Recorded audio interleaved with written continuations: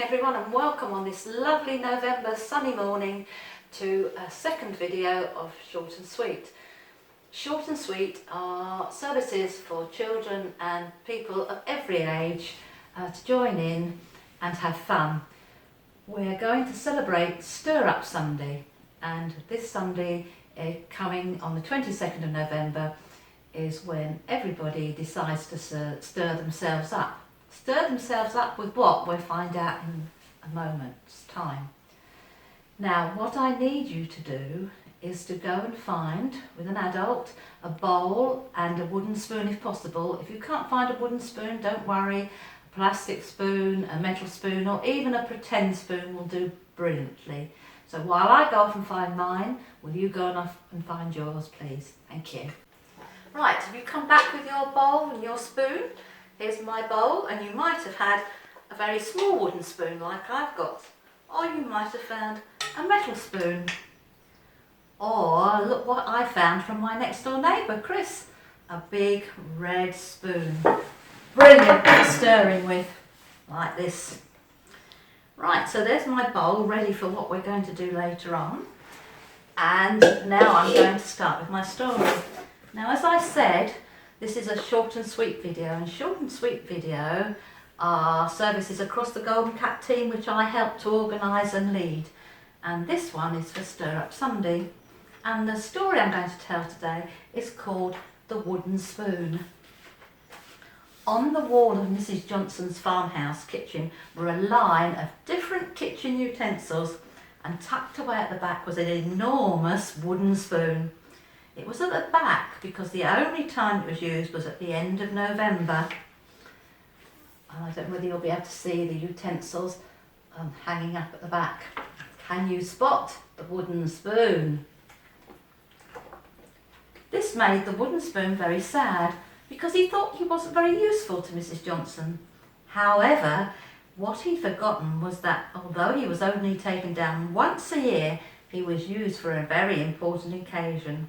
It was a time when Mrs. Johnson and her grandchildren made the Christmas pudding, and the wooden spoon had the very important job of stirring all the ingredients. Now, the wooden spoon knew there were usually 13 different ingredients put in the pudding to represent Jesus and his special friends. After each ingredient went into the large bowl, the wooden spoon was used by a different grandchild each time to give it a really good stir.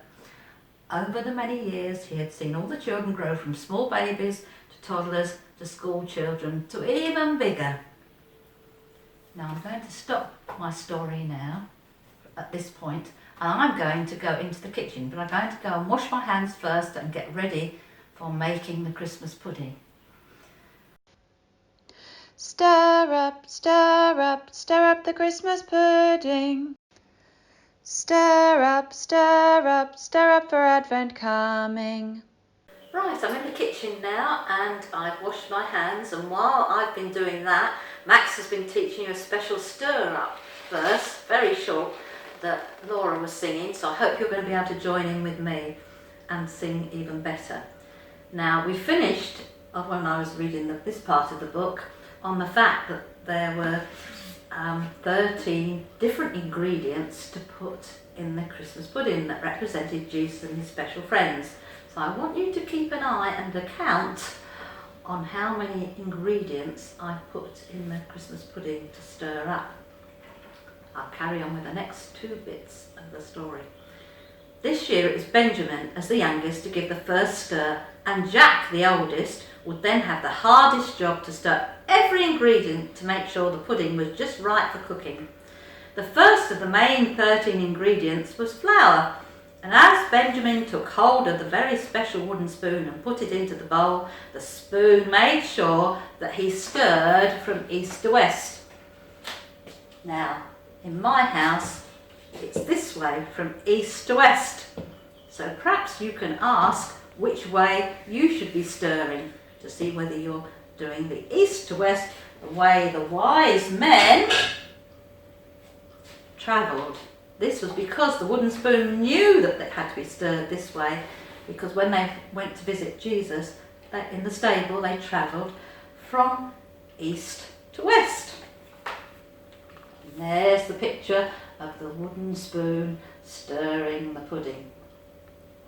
Right, now I'm going to put the book down and we'll go back to the rest of the story later. And now we're going to make our Christmas pudding. So I'll have my bowl with my bright wooden spoon, and I'm going to start by putting in the flour. So I'll put the flour in, and we're going to sing. Ready? Stir up, stir up, stir up the Christmas pudding. Stir up, stir up, stir up for Advent coming. Flour. And next are the breadcrumbs. Ready? So we put the breadcrumbs in.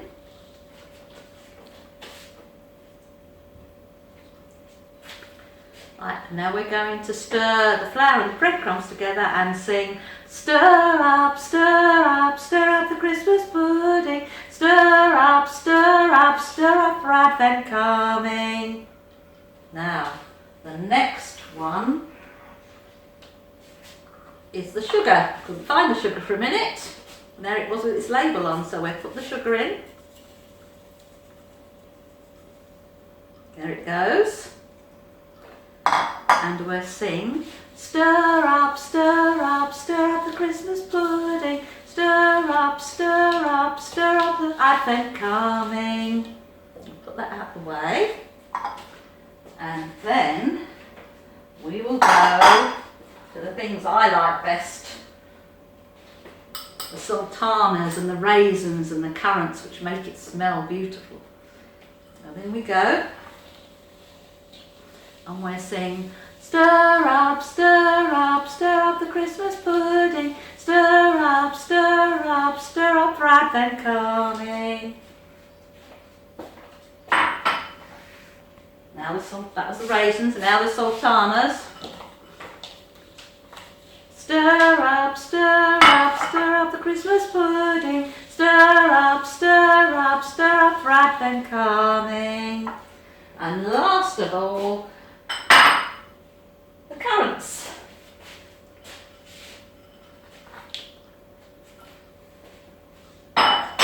Ready to sing?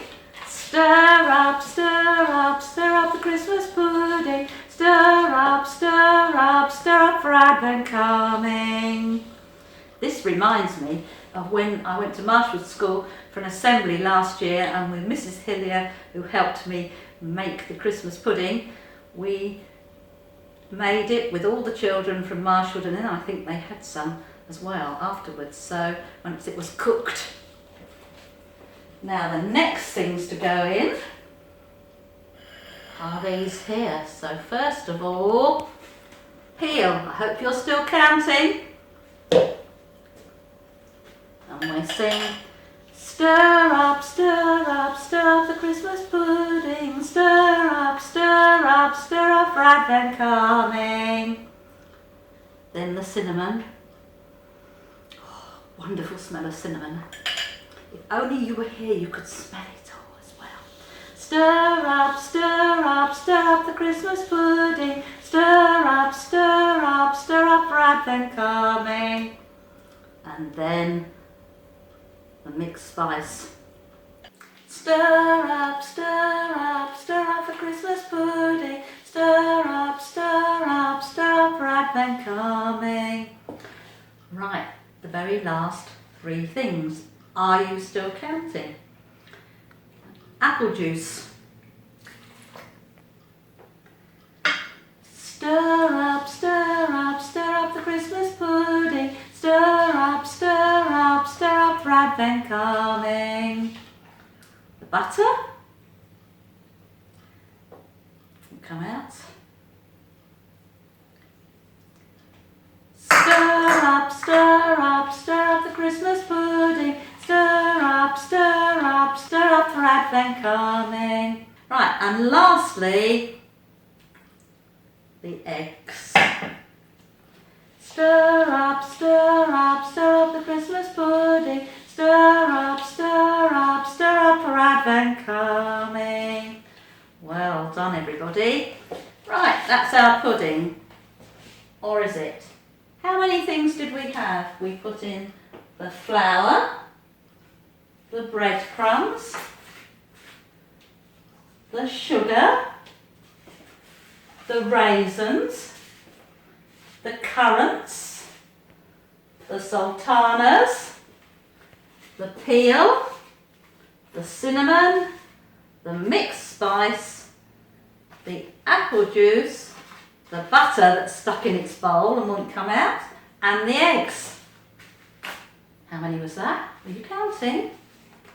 1, 2, 3, 4, 5, 6, 7, 8, 9, 10, 11, 12.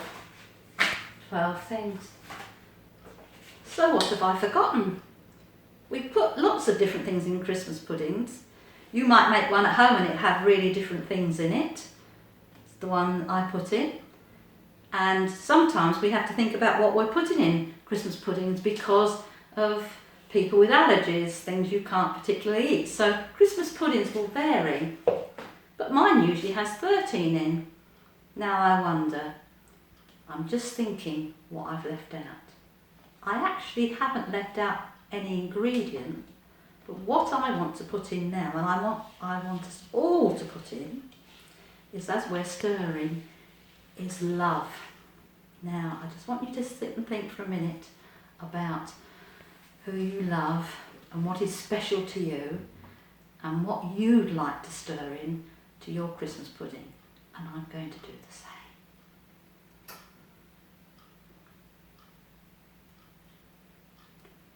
Right, I've thought, I hope you have, and we'll do the very last verse for the 13th extra special ingredient of love. Stir up, stir up, stir up the Christmas pudding. Stir up, stir up, stir up for Advent coming. So that's our pudding made. So later on I will come back and I will put it in a bowl and we will steam it for 8 hours. And then Alan can have a tiny little piece once we've cooked it properly and put the rest away for Christmas. I'm now going to go back and we'll finish the story off. Right, now for the rest of the story. Mrs. Johnson and her grandchildren have made the Christmas pudding, but there's one person left to stir it, which is Jack. And after Jack had given the final huge stir, there was nothing left to do. Or was there? There was one thing, and I wonder if you know what it was. The wooden spoon knew. Something silver was added to the pudding. This was a very special surprise when the pudding was eaten. And there's something silver, and there's Jack giving his final stir. But the wooden spoon never found what was put in the pudding. He never saw what was put in the pudding. He only found out on Christmas Day. One year it was money, and last year it was a ring.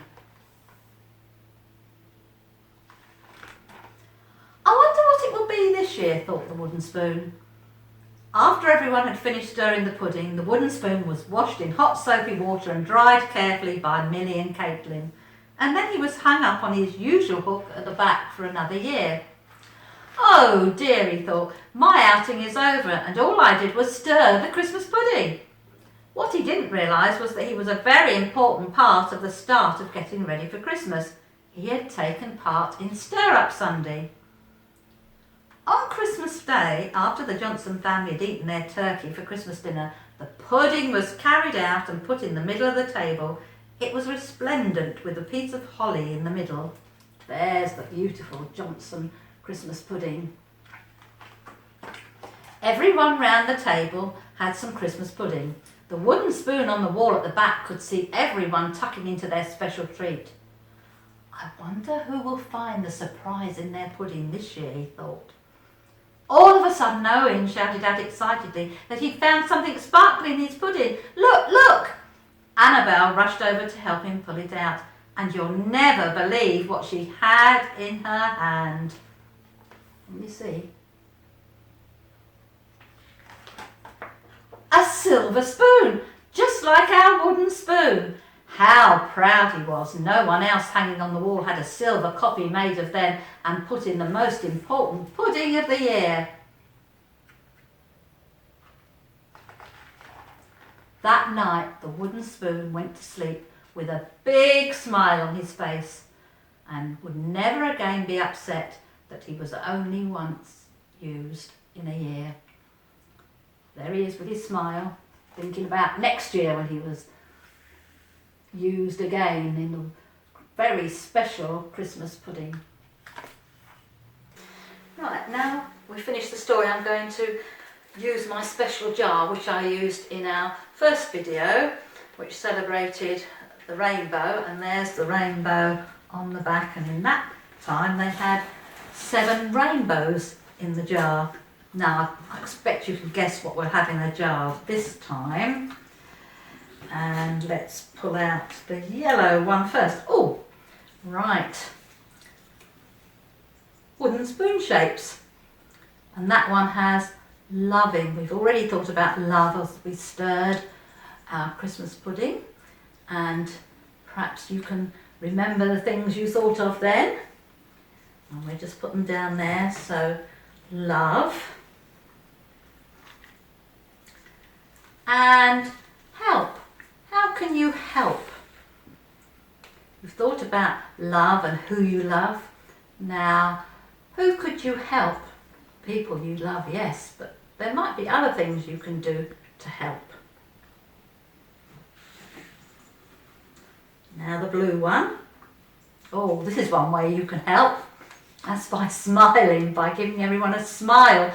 If you give a smile, it makes everybody cheer up. And there are some times when we really need cheering up, so a smile. The sun is making me smile today. Right, now the red one. To be cheerful. Oh, sometimes it's hard to be cheerful, especially when we're grumpy. But the red spoon will remind me to be cheerful. Then we have one of the violet ones. Oh, how we can care, how we can be caring towards one another. Lots of things on the television we see of people doing many things to help care for one another, and one of them is supporting the food banks or even making food. Then the orange one, that's kindness, it's being kind. So how can you be kind to one another? And the very last spoon to be pull out is to share things. Sometimes that's very difficult if we really want to keep something to ourselves, but sharing things, so sharing our love, sharing our kindness, sharing a smile. So I'll put those back in my jar, and then all the time leading up to Christmas I will come and take one out of my jar and remind myself of what we thought about today. Now you could make a really big wooden spoon out of cardboard at home, and you could label it with all the sorts of things you want to stir yourself up to do this year before Christmas. Or you could have a wooden spoon and ask first, you could stick little labels on it. But wherever it is, it will be nice to hang it in the kitchen and look at it every day and remind yourselves. Now, just before we finish, I'd like you to think about those wooden spoons we've looked at, the words they have on them, and to just think about the things that you could do to care, share, love, be kind to. All those 7 things we've thought about. So just think for a little bit about that for me.